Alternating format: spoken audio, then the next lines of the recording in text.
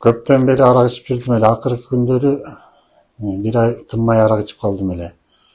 Анан ушул кузуп такыр эчтеке баспай жүрөгүмө кыйналып аткандан эжемдер сени мен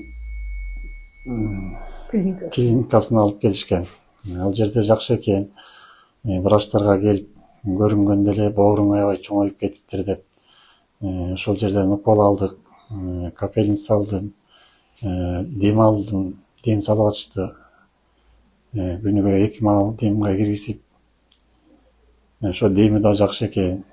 Ошо 10 күндүн ичинде Кудайым буюрса жакшы болуп чыгып кетти. Жакшы экен.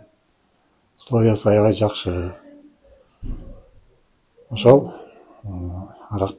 арак иче берсең бооруң шишип чоңоюп кетет экен, ушул жака келсеңер аябай жакшы даарылайт экен. Көзүмө да эле.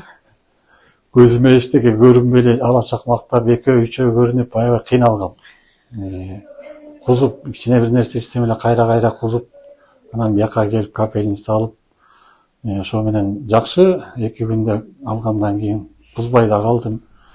Жана көзүмө 2-3 көрүнгөн көрүнбөй бир эле көрүнүп калды. Ошо башынан ошо аракты ашказанды талкалап, боорду талкалап мээден алып атса керек. Ошо жакшы азыр Кудайга шүгүр. Келип дем салып, врачтардын баары аябай жакшы экен. Жаттым ошол жакта, жатып алып дарыландым. Аябай жакшы экен. Азыр жакшы, Кудайга шүгүр.